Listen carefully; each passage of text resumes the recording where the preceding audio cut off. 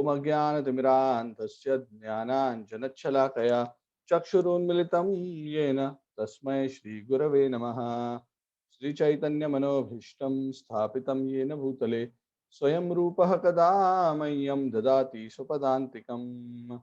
वन्देऽहं श्रीगुरुः श्रीयुतापदकमलं श्रीगुरून् वैष्णवांश्च श्रीरूपं सागरजातं सहगणा रघुनाथान्वितं तं सजीवं साद्वैतं सावधूतं परिजनासहितं कृष्णचैतन्यदेवं श्रीराधाकृष्णपादान् सहगणललिता श्रीविशाखान्वितांश्च हे कृष्ण करुणा सिंधु दीनबंधु जगतपते गोपेशा गोपिका कांत राधा कांत नमोस्तुते तप्त कांचन गौरांगी राधे वृंदावनेश्वरी वृषभानुसुते देवी प्रणमामि हरिप्रिये वंशकल्पतरुभ्यश्च कृपा सिन्धुभ्य एव च पतितानां पावनेभ्यो वैष्णवेभ्यो नमो नमः। जय श्री कृष्ण चैतन्य प्रभु नित्यानंद श्री अद्वैत गदाधर श्रीवासादि गौर भक्त वृंद। हरे कृष्ण कृष्ण कृष्ण हरे हरे, हरे राम राम राम हरे हरे। नमो विष्णुपादाय कृष्ण प्रेष्ठाय भूतले श्रीमते राधानाथ स्वामी। ओम विष्णुपादाय कृष्ण प्रेष्ठाय भूतले श्रीमते भक्ति वेदांत स्वामी नामिने नमस्ते सारस्वती देवी गौरवाणी प्रचारणे निर्विशेष निवादी पाश्चात्य कम करोति वाचालं पंगुं लंघयते गिरिं यत्कृपातमहं वन्दे श्रीगुरुं दीनतारिणं परमानन्दमाधवं श्रीचैतन्य ईश्वरम्। हरि ओम तत्सत्। Hare Krishna. So welcome to the Bhagavatam class. So hope you all had a wonderful celebration of Shri Gaur Purnima, remembering the mercy of Lord Chaitanya and feeling grateful for the special blessing that all of us have received, being born in such a special time, in a special Kali Yuga. It is said Lord Krishna in his original spiritual form as Shyam Sundar Krishna from Goloka and Chaitanya Mahaprabhu, who is Krishna himself in the mood of Radharani, they appear personally within this material universe only once in an entire day of Brahma. What does that mean? In a day of Brahma, there are 1000 Divya Yugas. Each Divya Yuga comprising of Satya, Treta, Dwapar and Kali. What that means is out of 1000 Kali Yugas which appear in one day of Brahma, Lord Krishna and Lord Chaitanya Mahaprabhu come personally only once. Yeah. And it happens to be this particular Kali Yuga. So you can imagine how fortunate we are. And every day of Brahma, in the 8th Manvantara, 28th Chaturyuga, the Dwapar and the Kali Yugas see the appearance of Krishna and Lord Chaitanya. So all the more, as it is said, to whom much is given, much is expected. So we have been given such a wonderful opportunity. The least that can be expected from us is that we don't waste this opportunity. Actually, Lord Chaitanya doesn't expect much. He's not expecting thousands of years of penance. He's not expecting big yajnas, lot of Vedantic study, big austerities or big charity or big yajnas. No.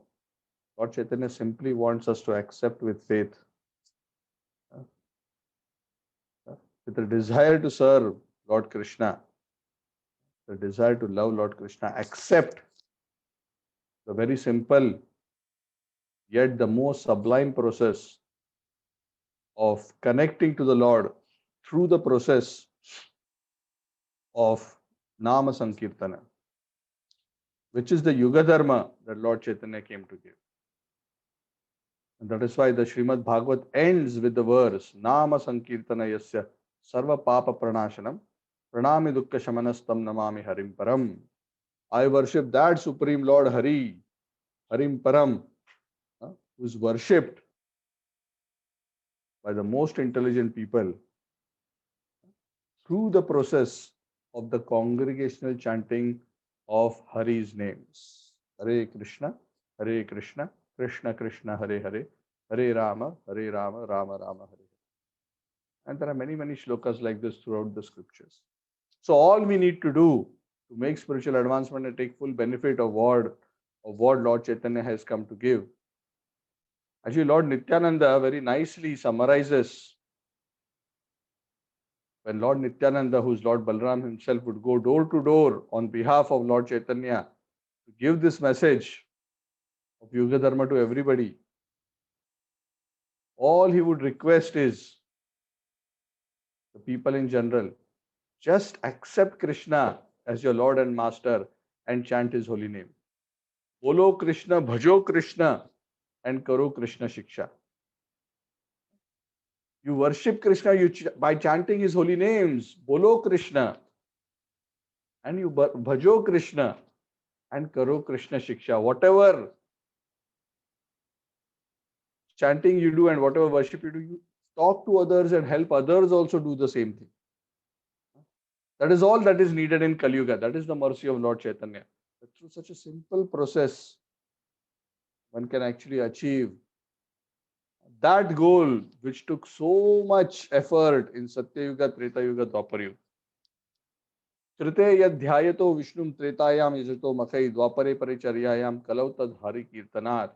That process which took tens and thousands of years of meditation in Satya Yuga, extensive performance of yajnas in Treta Yuga, elaborate deity worship in Dwapar Yuga, the same topmost self-realization, God realization can be attained in the age of Kali simply by Kalau Tad Hari Kirtana, simply by chanting the name of Hari. And that is the grace that Lord Chaitanya Mahaprabhu is showering us. And that grace Lord Chaitanya is showering us is not just about becoming free from the cycle of birth and death, but he's offering the supreme love for himself so that the living entities in Kali Yuga who are normally considered the most degraded, Manda Sumanda Matayoho Manda Bhagyahi Upadritaha, who are considered most disturbed, most unfortunate.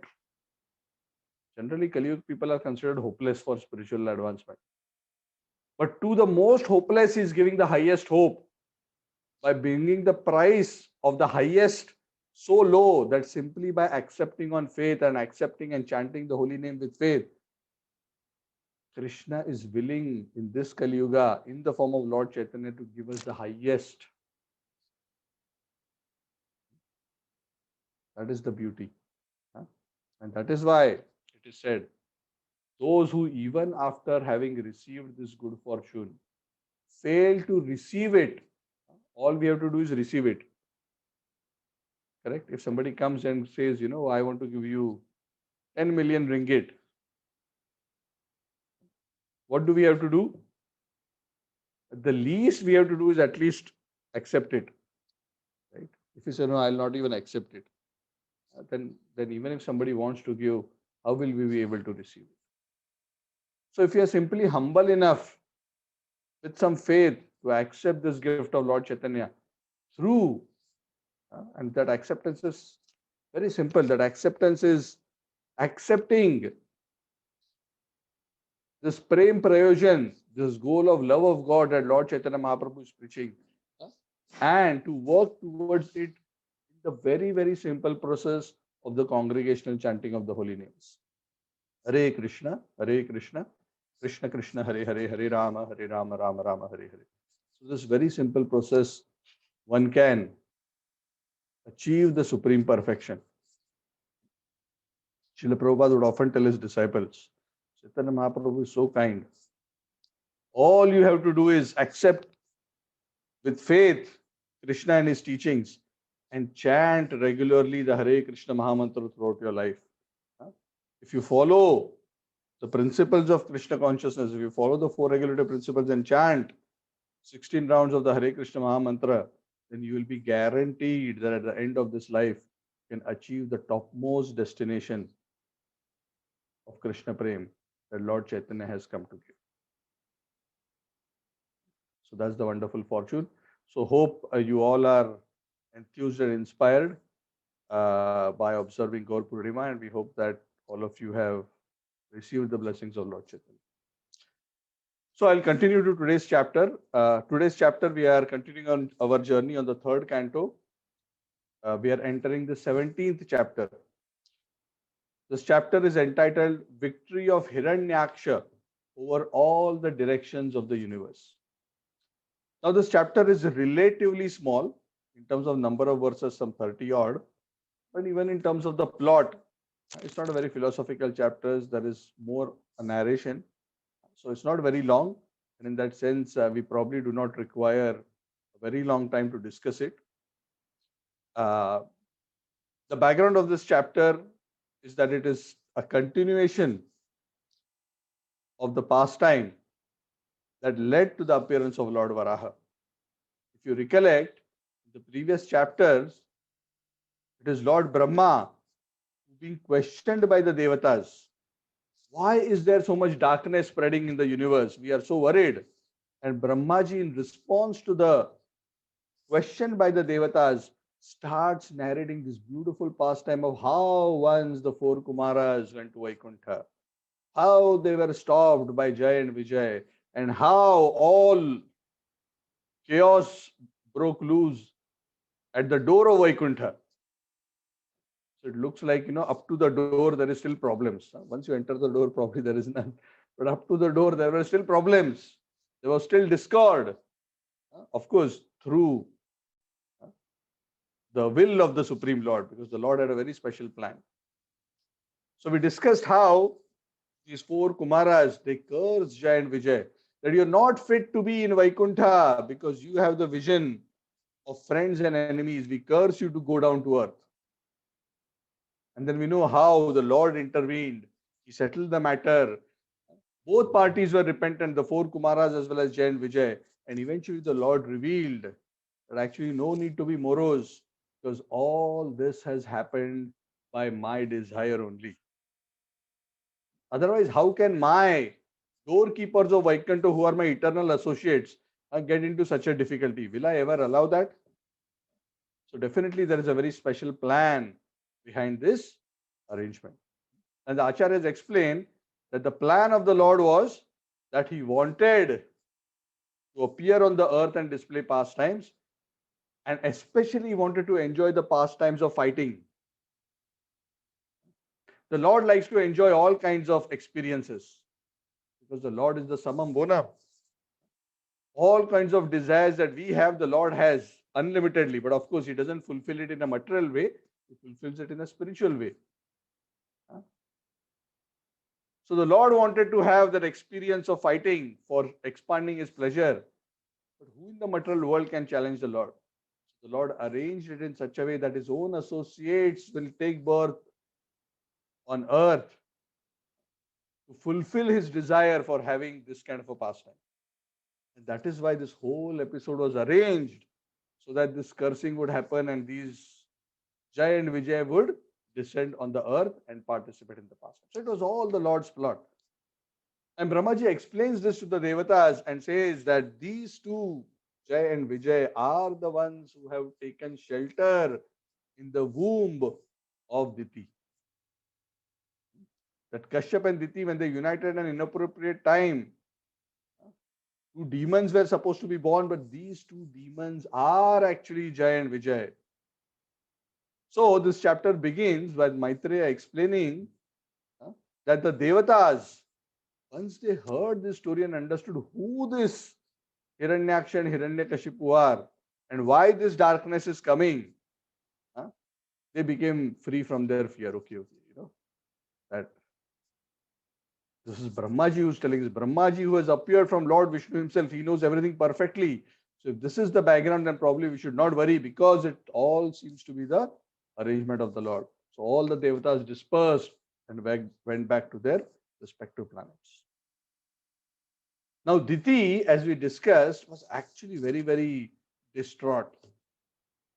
Even though, like what we discussed a few chapters ago, even though she was consoled by the fact, as revealed by her own husband Kashyap Muni, that her two sons who would be Daityas, very powerful Asuras, they would eventually be killed by the Lord. So that was the consolation, because they would be liberated. And also another consolation was given to her, that your grandson will be a very, very great pure devotee. And that great soul in the future turned out to be Prahlad Maharaj. Even though these consolations were there, being a very soft-hearted, gentle, devoted lady, Diti was feeling great pain and anguish that my children are going to be the source of trouble for everybody, especially the Devatas. Who likes to be called the mother of, terrible, terrorists?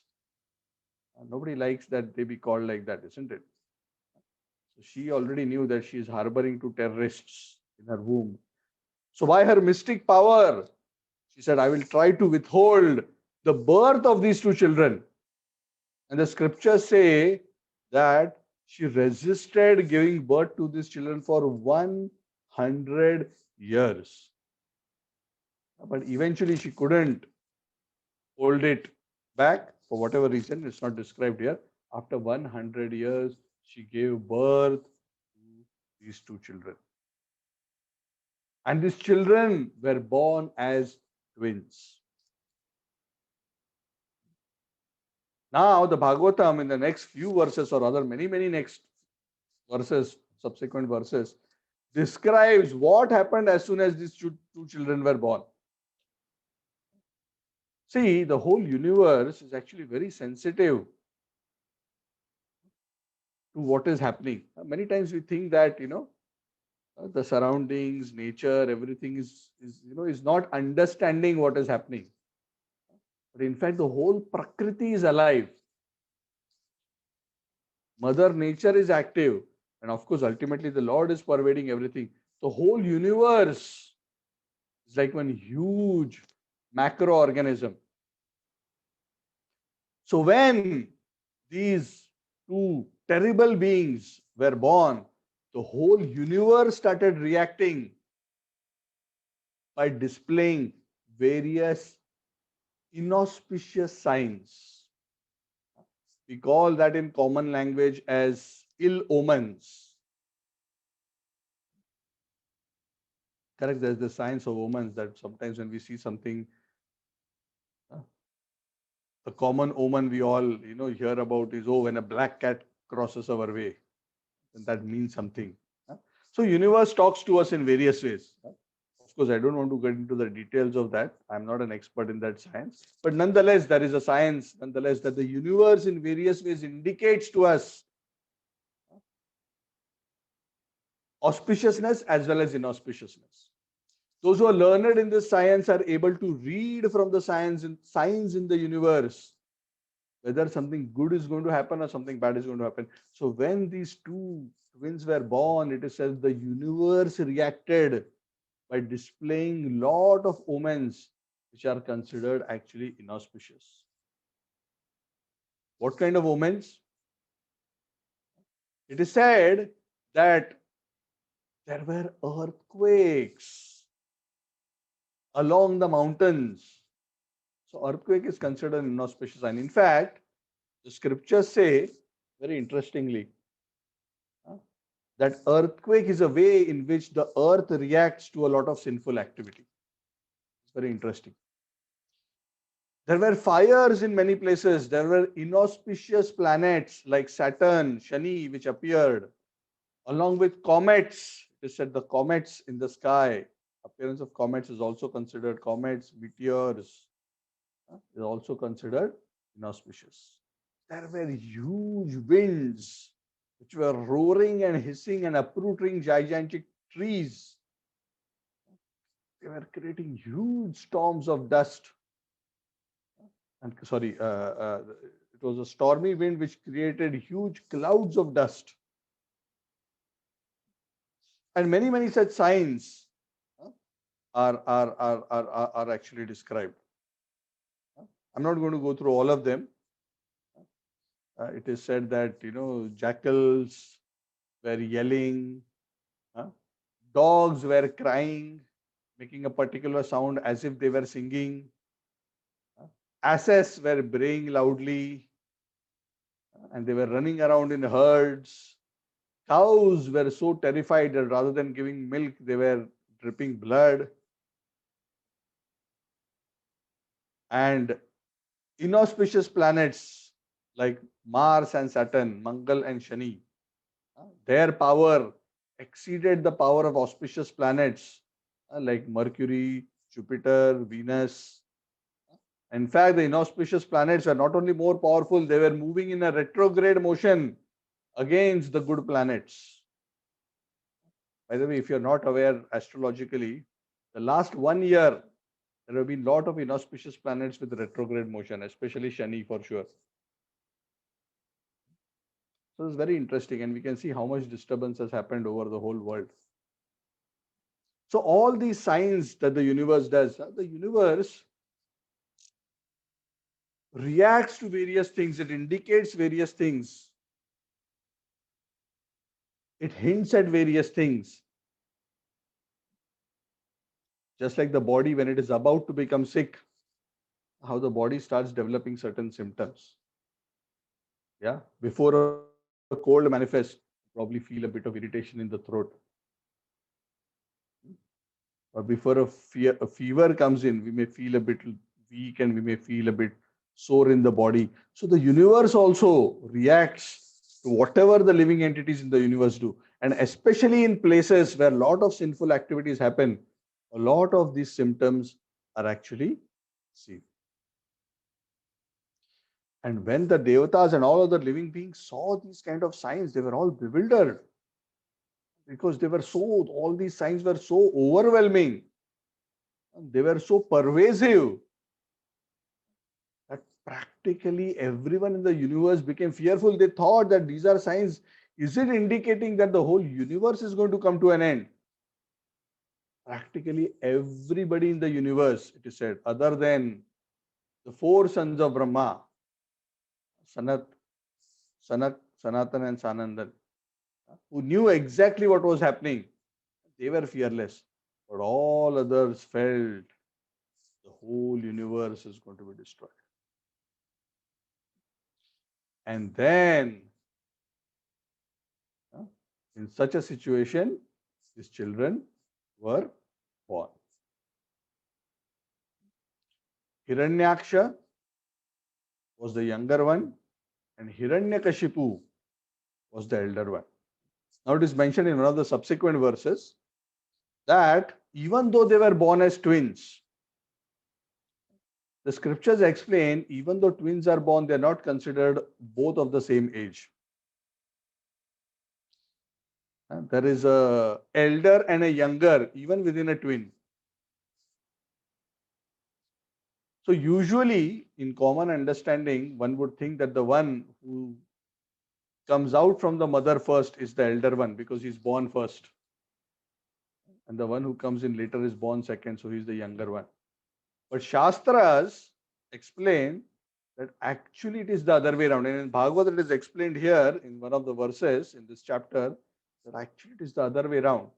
The one who came out first, Hiranyaksha, was actually the younger brother. And the one who came out later, Hiranyakashipu, was actually the elder one. How? So scriptures explain that the one who's conceived first comes out second. The one who's conceived second, he is placed into a position behind the first one, and that is why he comes out first. So that's a very interesting thing. This is mentioned in our scriptures.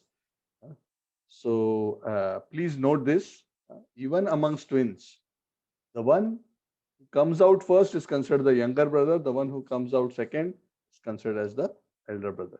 So actually, Kashyapa Muni named the younger one Hiranyaksha, the elder one is Hiranyakashipu.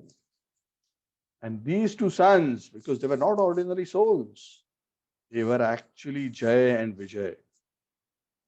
Of course, when they took the body of these demons, they did not recollect or remember that they were Jay and Vijay. But because of their extraordinary background, they grew up to be extremely strong and powerful. Huh? They had uncommon physical strength. In fact, they said that their frames, their body was like steel, and they grew up in size, it is said, just like mountains, great mountains. It is said they practically touched the sky, their crowns were touching the clouds. And as they were walking, they were causing the earth to shake. They were decorated with beautiful jewelry and with beautiful waistlet and armlets, and they would walk around.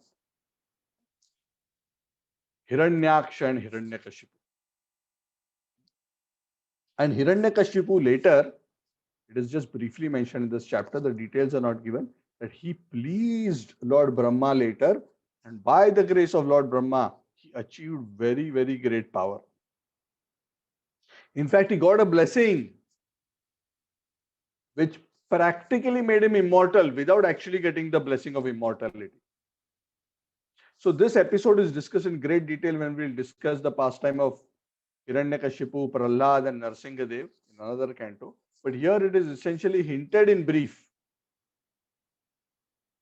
that Hiranyakashipu received a special blessing that made him so powerful, it made him practically unconquerable. And Hiranyakashipu, because of that blessing, was practically unafraid of death. And he practically brought all the three planetary systems within his control. And his younger brother Hiranyaksha, who was also so very powerful, he always behaved like an obedient younger brother, even though they were twins. He always behaved like an obedient younger brother. And as Hiranyakashipu would rule, Hiranyaksha would go all around the universe terrorizing others.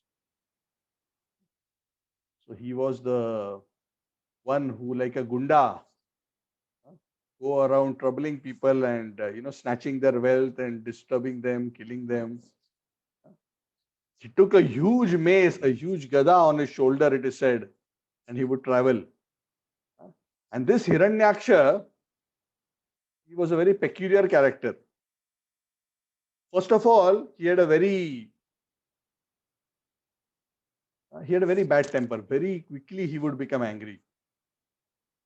He was very gigantic, very powerful, and he would go everywhere. And you know what he loved?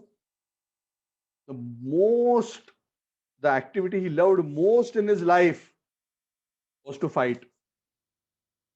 So as he would go all over the universe, he would actually be terrorizing everyone because he would try to pick up a quarrel and fight with anybody he would meet. He was just so powerful that nobody could stand in front of him. The Devatas, when they would even see Hiranyaksha from a distance, they would run away. So when Hiranyaksha came into Indra's abode with a desire to fight with Indra and the other Devatas, from far when they saw he's coming, they all ran away already. So when he came, the whole Indrapuri was for him. But he was still disappointed. He was still sad because no fun. I got Indra's kingdom, but no fight. What is this? No fun. So some people are like that. They enjoy fighting, they enjoy torturing, they enjoy troubling. So he was so intoxicated with his power. And when he saw that nobody was willing to fight and everybody was running, he actually became so frustrated because he was itching to fight. It is said that he jumped into the ocean with a huge splash in his frustration. And as he jumped and dove into the ocean, inside the ocean, all the various aquatics in the ocean are all being fearful of Hiranyaksha. They all started running away. And he was moving around in the ocean, the Bhagavad describes, for many, many years. And he was creating gigantic waves in the ocean with his huge mace. But eventually, the Bhagavad describes, Hiranyaksha reached the capital of the kingdom of the ocean, where the Lord of the ocean, the Devata in charge of the ocean, by the name Varuna, who resides. And in the ocean, the capital of Varuna is said to be a city, a water city, by the name of Vibhavari. In Sanskrit, the word Vibhavari also refers to night. This is a beautiful song. Vibhavari Shesha Aluka Pravesha Nidra Chadi Utho Jiva. So that written by Bhakti Vinod Thakur. So Vibhavari also means night, but here this Vibhavari is the name of the city, which was the capital of Varuna. Varuna is the lord of the seas. Varuna is very powerful. Very powerful Devata. And he is the guardian of that realm of water, and he's in charge of practically all the aquatic beings. And in fact, in these lower regions, especially deep in the ocean, actually many demoniac species also live. So Hiranyaksha went into Vibhavari. Varuna was sitting on his throne. Varuna did not run away. And seeing that Varuna has not run away and wanting to mock Varun, Dev, Hiranyaksha went in front of Varuna, and he suddenly, like a low class person, he fell at the feet of Varuna. He fell at the feet of Varuna and started begging him, "Oh Varun Dev, oh Varun Dev." He was actually mocking him. "I beg you, I beg from you, please fight with me, please fight with me." Why he was begging? Because he was knowing that everybody else runs away from him and he wants somebody to fight. So he was mocking Varuna by speaking like this. He fell at his feet. "Oh, you are the Supreme Lord. Oh, Varuna, you are the Lord. You must fight with me." So he was so arrogant, so puffed up. Actually, Varun Dev got very, very angry. But of course, Varun Dev knew that he was not able to match Hiranyaksha, and to attempt to fight him would be a disaster. So even though Varun Dev actually becomes very angry, Varun Dev somehow controls his anger with his intelligence. And in a very intelligent way, Varun Dev starts replying to Hiranyaksha. He says, "Oh great one, oh Hiranyaksha, actually, now I don't really fight. I have actually become an old man." Of course, he's just joking. Varuna doesn't become old. But I used to fight when I was young, but now I've become an old man, I'm too old now to fight. And you are so skilled. So why you want to fight with me? But I will recommend to you a worthy opponent for you to fight.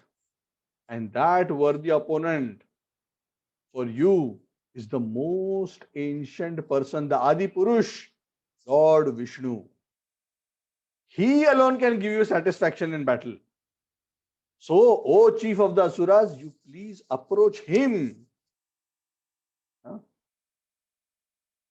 He will be able to satisfy your itch for fighting.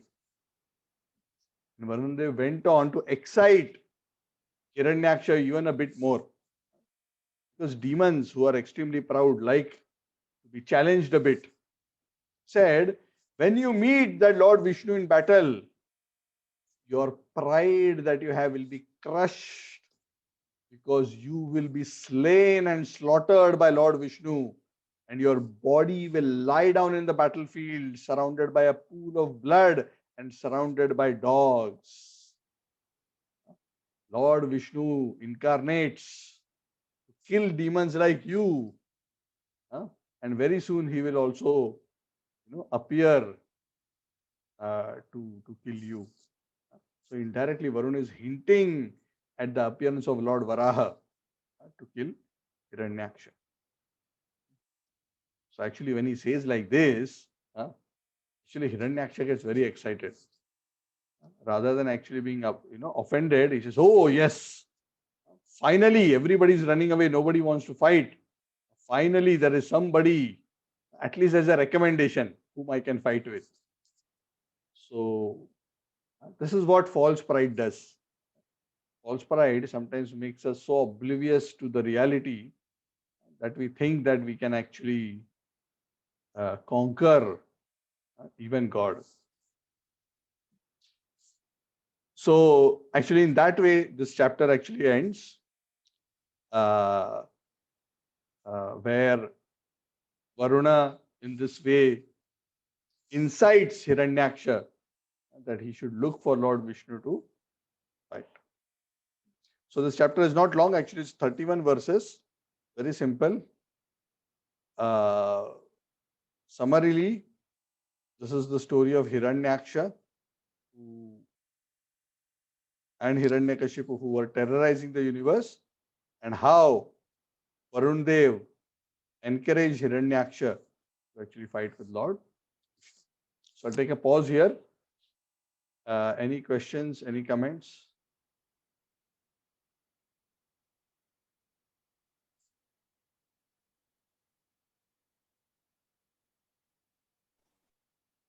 Hare Krishna, Prabhu. Yes, Sudhir Sundar. Prabhu, I have a question, but it's more related to the previous class. Can. Okay. No problem. Okay. So basically, what was explained the other time was that Jay and Vijay got into the conflict with the Kumaras. One of the reason was it was all because of the play of the Lord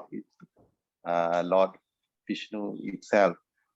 So I'm just thinking, how do we compare this as compared with sometimes we have this thing called what is that, free will? Because example, like when what Lord Krishna appeared in the planet Earth 5,000 years ago. So like you would see the experience by the Pandava and the Kauravas and all. Like although Krishna was there, but in terms of the what Kauravas, they didn't accept him as the supreme personality of Godhead and so on. So there sometimes there is this issue of free will. So how is there any kind of comparison that can be made, or at the end of the day, all this is just based on the Lord's desire itself? I mean, I'm not sure whether I understood. So, yeah, Prabhu, yeah, thank you. So, actually, the free will is always there. Yeah, free will is always there. The free will is there for the living entities in the spiritual world, and free will is there for living entities in the material world. What is the difference between the living entities in the spiritual world and the living entities in the material world? The living entities in the spiritual world have willingly used their free will consciously to become servants of the Lord and submit themselves to the will of the Lord. Okay, it's not that they don't have free will, but they have submitted their will. What does that mean? Oh Lord, let thy will be done, not my will. I am submitting my free will to you, that whatever will please you and make you happy, I am willing to do. My happiness lies in your happiness. That is the state of Vaikuntha. And what is the state of living entities in this world? They say, oh God, you remain there, wherever you are. Don't meddle in my life. I want to enjoy for myself. That is how they use the free will. They use their free will to forget God and to try to be selfish independently. But they forget in the process that actually everything belongs to God, including their own soul. That is why they come into so much problem. So free will is there in both places. Even Jay and Vijay had free will. Were they actually forced to fall down? No. Jay and Vijay, being very devoted servants of the Lord, were always willing to do anything and everything for the will of the Lord. Huh? The devotee's consciousness is such that service to the Lord is above everything. For them, even coming into this material world is not a problem if it is for the service of the Lord. Even from Vaikuntha, if they have to come to this material world, is not a problem. What to speak of the material world, even to go to hell, if it is for the service of the Lord, is actually not a problem. That is the way they submit their free will for the Lord to use, because they know that when they become instruments as a part of the Lord's pastime, it gives pleasure to the Lord. And by giving pleasure to the Lord, they experience ecstatic pleasure, independent of what the external situations are. That is the deeper understanding of bhakti. In bhakti, even though externally sometimes devotees may seem to go through so much trouble, but they are so deeply connected to Krishna and surrendered to Krishna through all that situation, that they actually experience such a deep ecstasy even as they are going through all that challenge. But we, not being able to be on that platform, are unable to actually understand and appreciate that. We think they are actually suffering. Srila Bhaktivinoda Thakur, he says, the difficulties I face in my service to Krishna are my greatest ecstasies. Now, of course, we are all conditioned souls. It's very difficult for us to understand and appreciate that. But at least theoretically we can. So Jay and Vijay, is it that they were against their will, pushed by the Lord, forced by him to come to earth? They didn't want. They were put into that suffering, and sometimes we think, oh, poor Jay and Vijay, why they were selected, bad luck. Bad luck as doorkeepers of Vaikuntha, they had to come down. It is not like that. They happily became a part of the Lord's Leela. And the Lord created this pastime, because through this pastime we can also learn so many things, to facilitate their coming down. The Lord created an episode. So Jay and Vijay actually submitted their free will, and the Lord used them as his instruments. That's exactly what the Lord is saying, right? He's telling Arjuna also. In the battle of Kurukshetra, he says, Nimitta matra bhava savyasachi. O Arjuna, I have already decided to kill all these Kauravas. You simply become an instrument in my hand. You submit your free will to me and allow me to use you as my instrument. In that way, you will be glorified and my seva will also be done. So that is the beauty. So free will is there, whether it's the spiritual world or in the material world. The spiritual world and the pure devotees, they submit their free will to the Lord in a mood of devotion, and the Lord uses them as instruments in his pastimes. Whereas in the material world, we misuse our free will and turn away from the Lord and try to independently enjoy in this world. And that misuse of free will is what actually entraps us into illusion or Maya. So free will is always there. Did I make it a bit more clear? Yes, Prabhu. It's it was very detailed and very, very clear. Yes, thanks, Prabhu. Thank you. Yes, Amit Prabhu is saying they submit their free will by their free will. Correct. So that is what is Sharanagati, right? What is Sharanagati? Sharanagati means Krishna is giving us a choice whether we want to be his devotee or don't want to be his devotee. Krishna is not even forcing us to be his devotee. Isn't it? If he had forced us, we wouldn't be here, right? He's giving us the choice. So what is bhakti? Bhakti is about offering ourselves to him by our own free will. And that submission is actually a submission of love.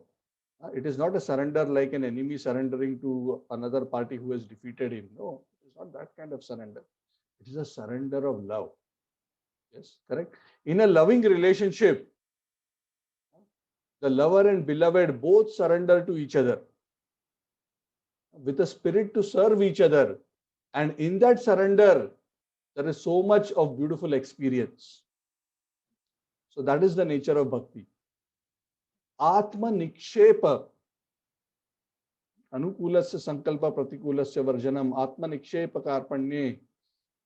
Goptrutve varanam tatha. So there are 6 symptoms of surrender. One of them is Atma Nikshepa, offering oneself to the Lord. So the devotee offers himself to the Lord for seva. And whatever the Lord wants, he is happy. And the Lord, of course, the Lord, we should always understand, he gives always much more than what he takes. That is the Lord's nature. You offer him something worth 1 ringgit, he will give you back in tens of thousands. So never think that we will be the loser in any transaction with the Lord. Never. To explain this particular point, Lord Shiva once is having a conversation with Parvati Devi. It's a long episode. I don't want to go into the detail of the story. The story is in the Srimad Bhagavad itself. So we will eventually come to that story. And I've mentioned this a few classes ago. This is with respect to Maharaj Chitraketu. He was a very great devotee of Krishna. And he was accidentally cursed by Mother Parvati. But he never gets angry. He doesn't get upset, even though he's such a great devotee. And even though he was able to counter curse Parvati, he was so powerful. He doesn't curse. And Lord Shiva, when he sees that whole episode, he actually was a bit displeased with Parvati because she had cursed Maharaj Chitraketu, who very humbly accepted that curse because the devotee sees everything as Krishna's will. And Lord Shiva speaks a very beautiful verse in glorification of those who are pure devotees of the Lord. Very sweet verse. Says, Narayana para sarve utaschanana vibhyati. Narayana para sarve utaschanana vibhyati. Swarga apavarga narkeshu api tulyartha darshinaha. Those who are fully dedicated to Lord Narayan, Narayana para, those who have offered themselves fully as servants to Narayan, utaschanana vibhyati, they are not afraid of anything. They are not afraid of being put into any situation. Swarga, they are fine to be in heaven if needed for the Lord's service. Apavarga, they are okay to go through repeated birth and death if needed. And go through suffering if needed. Narkeshu, even within hell, they are okay to go. And they see all these 3 as equal. Swarga, Apavarga, Narkeshu, Api Tulyartha Darshinaha. Tulyartha means they see it as equal. So here also I have to serve, there also I have to serve. The setting is different, stage is different, but all is seva for me. Because it is seva, it is spiritual. And because it is giving pleasure to the Lord, I am going to be very happy. External situation does not matter. And they consider it as a small detail. It's a small detail. It's very amazing. So that's the consciousness of the pure devotees, and Lord Shiva glorifies that. And this is not very easy to understand. It's a very profound, very, very deep point. So that is the consciousness we are striving for. When we attain that kind of Narayana para consciousness, we can actually be happy serving the Lord no matter what the external situation is. It's a very, very high stage. But hopefully someday, by Krishna's blessings, Lord Chaitanya's blessings, the great soul's blessings, we can hope to receive that blessing to attain that kind of a consciousness. Okay, any other question?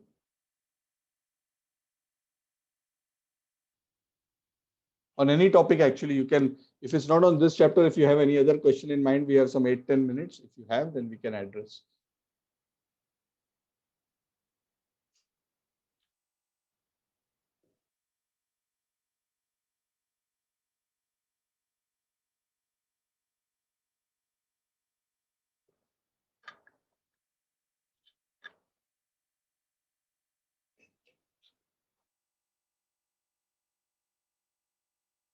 Yes, Prabhu, you're on mute. Hare Krishna, Prabhuji. Hari Bo. We are chanting by 16 rounds every day. Hare But, Krishna. Hare Krishna. But we cannot able to pay full attention to our chanting. So how to improve ourselves, Prabhuji? Krishna says, Abhyasena cha vairagyena guyati. Correct? Arjuna says, right? Of course, he says in a different context, but the principle applies everywhere. When Krishna asks Arjuna in the 6th chapter, the mind is so difficult to control, how will it become controlled? Abhyasa. Abhyas means by continuous practice. And vairagya. Vairagya means detachment. So that is what we have been talking about. There are two practices in bhakti. Avoiding that which takes our mind away from Krishna is one kind of practice. That is vairagya. And continuing to do things which will increase our attraction to Krishna is another practice. So ultimately, our attraction to Krishna will become steady as our heart gets purified and as our attraction to Krishna grows. Of course, in all other processes, it is much more difficult to focus the mind. In bhakti, it is actually relatively simpler, but still we are struggling. It is relatively simpler, but still we are struggling. So the great soul says that do not be disheartened. It is natural for the mind to wander. But in our early stages, we show our love for Krishna by our continued, disciplined, regular efforts. That wherever the mind goes and gets distracted, and Krishna mentions this in the 6th chapter also, the yogi again brings it back. It goes away, he again brings it back. So that should be our constant effort. And that is why the great souls recommend in Kali Yuga especially, it is not recommended to chant in the mind. In previous yugas, people were so pure, they could just close their eyes and in their mind, they could mentally recite the mantra. But in Kali Yuga, if we close our eyes and mentally recite the mantra, we'll be doing something else altogether and the mantra will be left behind. So in Kali Yuga, it is especially recommended. That is why in Kali Yuga, especially Sankirtana is recommended. Actually, Japa we do because, ideally we should be doing Sankirtana every day, all the time. What does Sankirtan mean?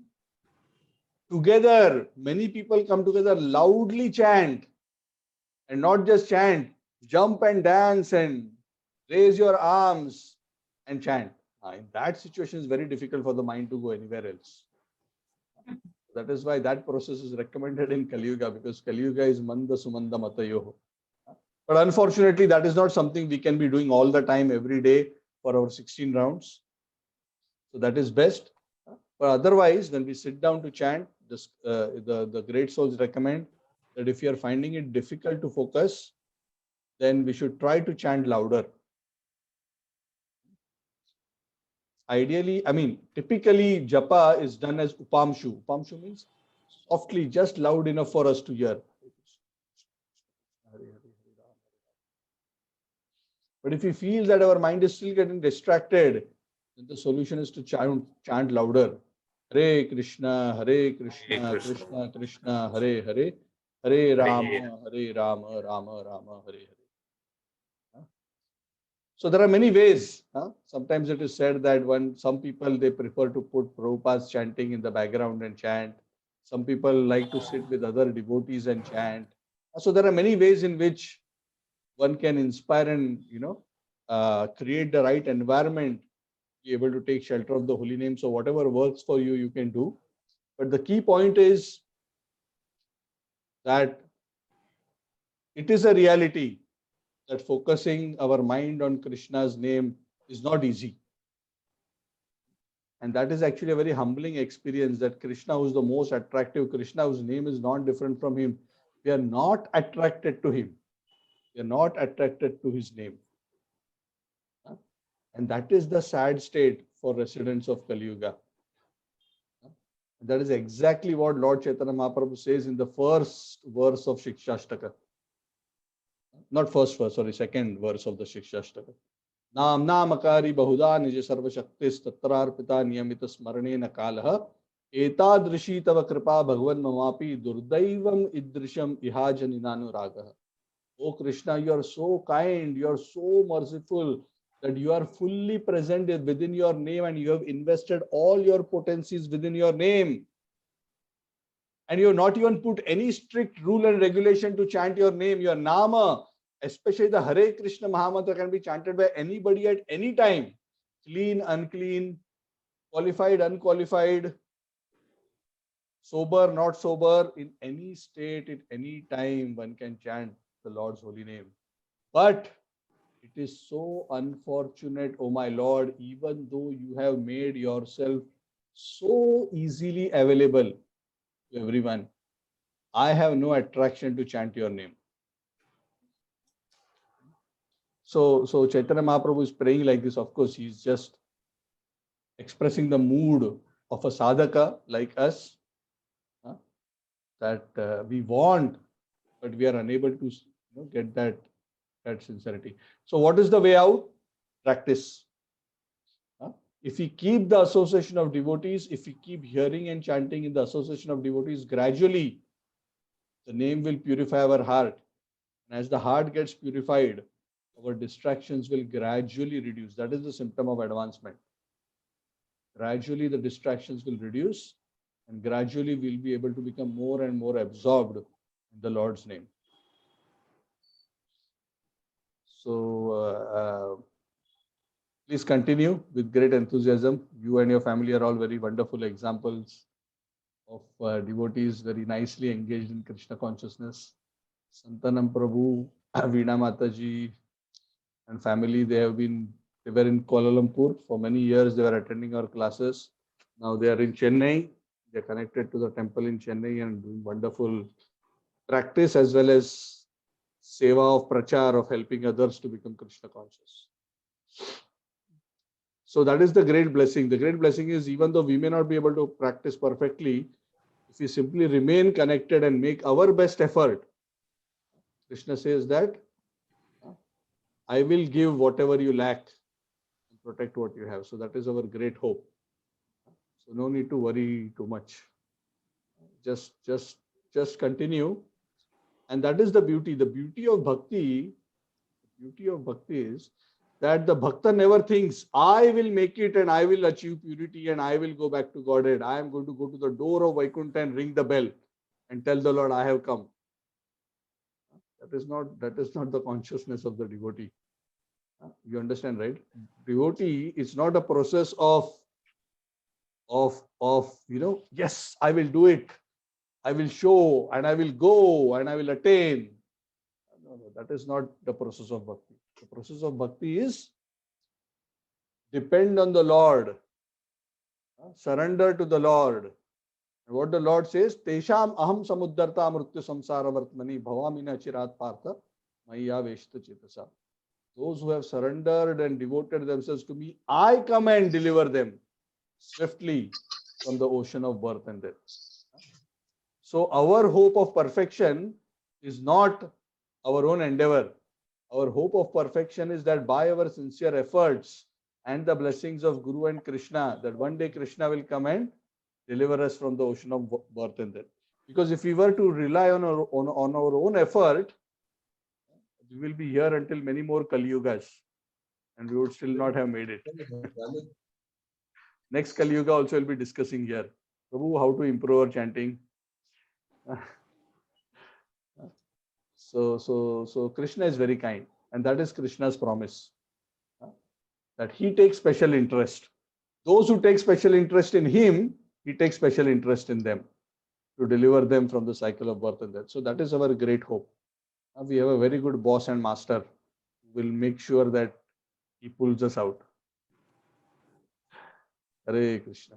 Hare Prabhu, this is Yeah, Rita ji, yes, first Rita ji, then Prashant ji. Yeah, Rita ji, Yeah, yes. Hare Krishna. Thank you, Prabhuji, for wonderful class. Thank you. You are looking so luminous and blissful. Oh, yeah. Thank you. Hare Yeah. Krishna. Hare Krishna. I hope Hare to see Krishna. you one day. Yes. Yes, Prashantji. Yeah, Prabhuji, Hare Krishna, Namaskar.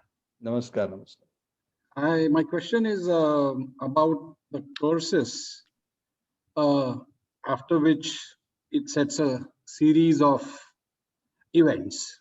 And the curses that have taken place, or what I have heard,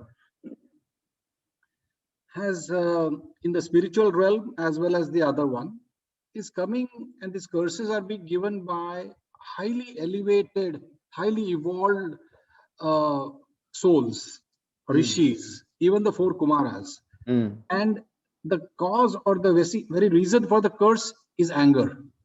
Mm. And even these elevated souls in the spiritual realm and the other realm are getting angry and they curse after that. Now, we as souls in the material world, what do we make out of it? Because Bhagavad Gita in so many instances makes a mention of Sita Prajna, Sthirata, and it talks a lot about control over senses and so on. So how should we look at these anger driven curses which have set a series of events? What is the learning for us? Because if these souls can get angry and give the curse, then what happens with people like us? Mm. Okay, yeah. So first thing is the Kumara's curse should be seen in the light of what the Lord explains. That was actually the Lord's desire, and that is why they felt. Because later, uh, the Kumaras also felt repentant. How did we feel so angry, and how did we curse? And why should we have cursed even the the servitors of the Lord? They themselves were a bit uh, surprised and repentant that they behaved like that. And that is where the Lord actually at the end explains the whole situation, that the trigger was by him. So first thing is in this specific episode, neither were the four Kumaras at fault, nor were the two uh, doorkeepers, Jay and Vijay, at fault. The whole episode was created for our learning and to create a particular pastime. So that is point number one. So second point is anger. Typically, anger or material anger is actually a result of material ego or material lust. Kamat krodho bhijayate. When kama, when material desire becomes dissatisfied, then it results in anger. So, of course, the four Kumaras are beyond that because they were already fully liberated souls. They had no material affection whatsoever. So, there was no question of them being angry out of a material consideration. But the reality is, for all the vast majority of the living entities, yes, actually, anger uh, is indeed very, very difficult to control unless one is significantly purified. As long as Rajogun is there within the heart, as long as there is material attachment, as long as there is a materialistic pride, anger is bound to come. Because anger is nothing but frustrated ego or frustrated desire. That's all. That is what anger is. So, uh, Krishna in the Bhagavad Gita, he actually explains with respect to this anger. Says that this kama, krodha, and lobha are the great enemies. And the kama is at that root of all this problem because from kama comes lobha and krodha. So Krishna says, slay this enemy of kama, of lust. Again, the process of slaying is exactly the same as what we described. See, many people, because they are, even if they are in the spiritual path, even many great sages, until a person is not fully surrendered and offered himself to the lotus feet of the Lord, Narayana Para, like what we described earlier, until they have dissolved the false ego and surrendered themselves to the lotus feet of the Lord, they are bound to be influenced by the modes of passion. They are bound to be influenced even by anger to various extents. So it is not easy to overcome anger altogether. It is a challenge until we become fully purified. But of course, again, it is not a 0 or 1.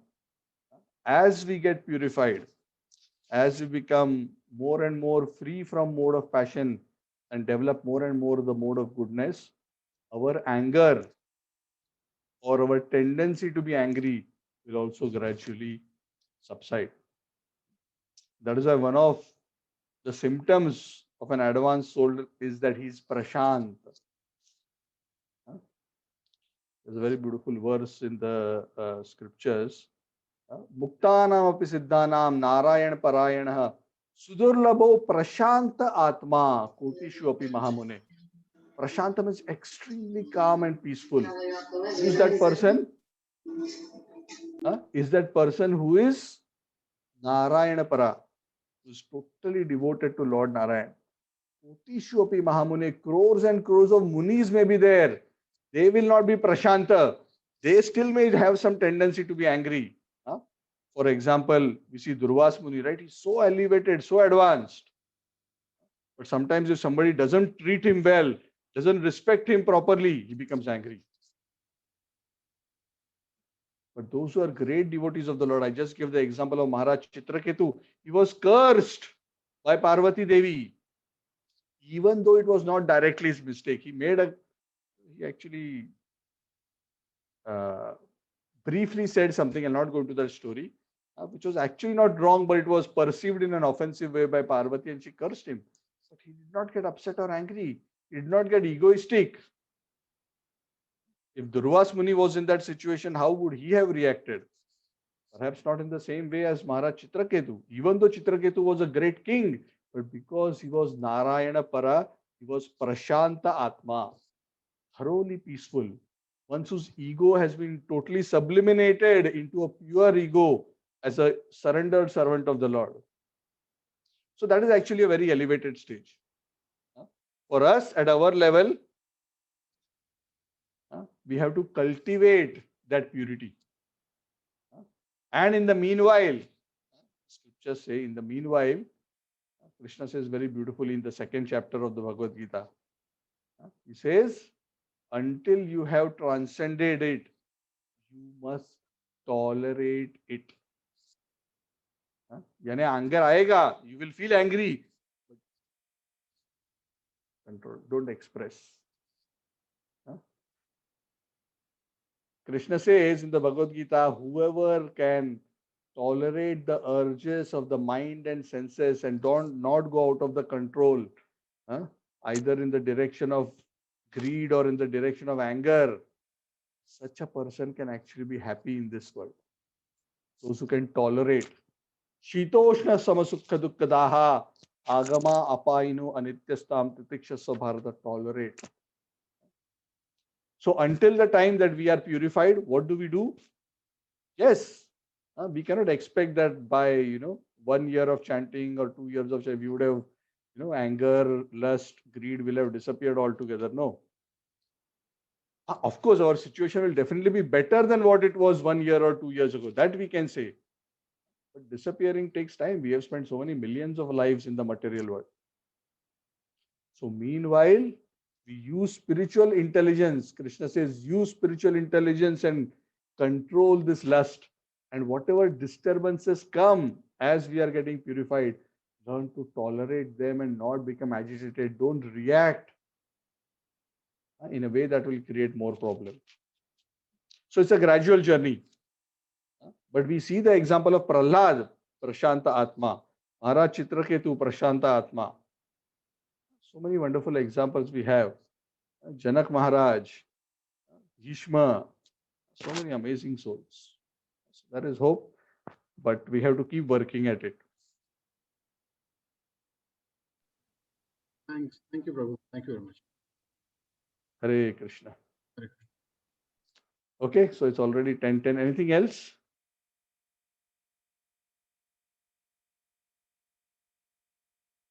Okay. So thank you all very much. Granthara Srimad Bhagavatam ki Jai. Srila Prabhupada ki Jai. Jai.